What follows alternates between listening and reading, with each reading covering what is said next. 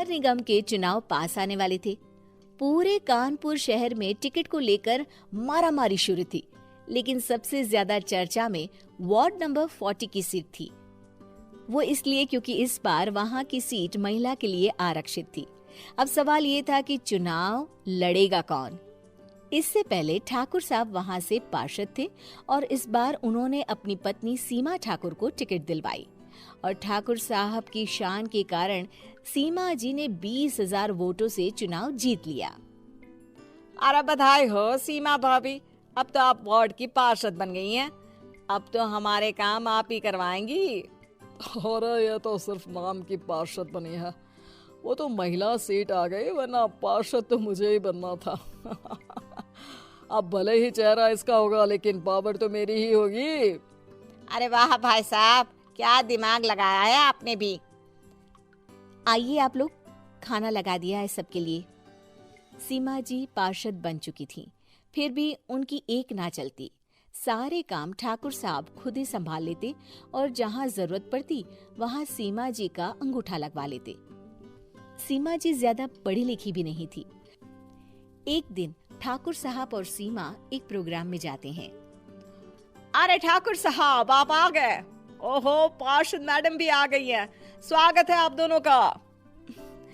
लगता है हमारे पार्षद फंड का सही इस्तेमाल हो रहा है। चलिए अब उद्घाटन करते हैं।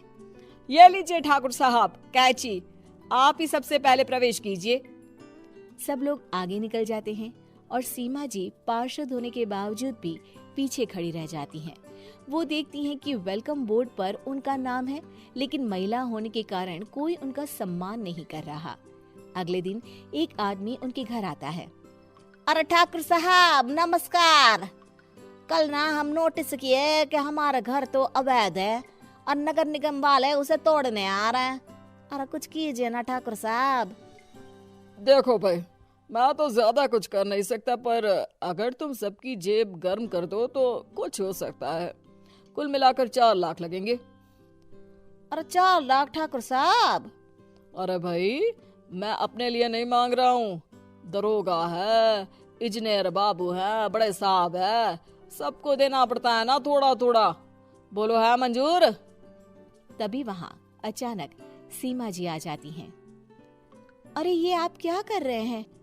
पहले इन्हीं लोगों से तो आपने वोट मांगे, अब इनसे ही पैसे ले रहे हो। अरे चुप रहो तुम, तुम्हारा काम है सिर्फ अंगूठा लगाना, तुम वही किया करो। मुझे दूसरे काम तुम मत सिखाओ, समझी? और तुम ना जाओ, अब पैसे लेकर आओ, वरना जेसीबी किसी भी वक्त आती होगी। सब कुछ ऐसे ही चलते रहता है। एक दिन सीमा जी और ठाकुर साहब को एक लोकल मीटिंग में बुलाया जाता है। वहां पर कई और अधिकारी लोग भी मौजूद रहते हैं। अब मैं चाहूंगा कि ठाकुर साहब हमारे बीच 2 शब्द कहें।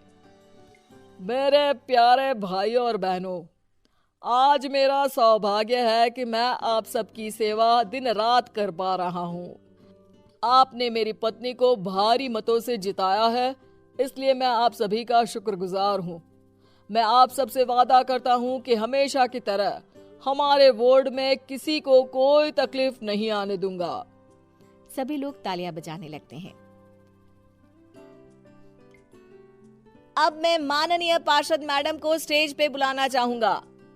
अपने नाम को बुलाया सुनकर सीमा जी एकदम चौंक जाती है।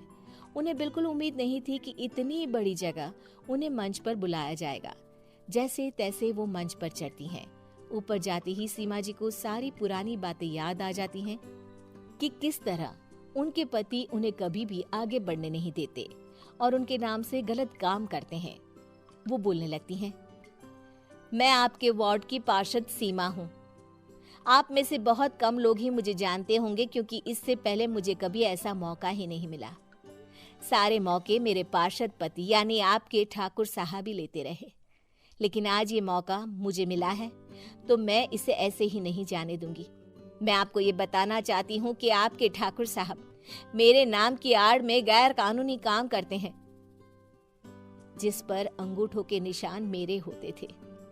इसीलिए मैं अपनी गलती मानती हूँ और आज अपने पद से इस्तीफा देती हूँ, ताकि आगे से कोई गलत काम ना हो पाए। अब फैसला आप सबके हाथ में है कि आप हमें क्या सजा देना चाहते हैं।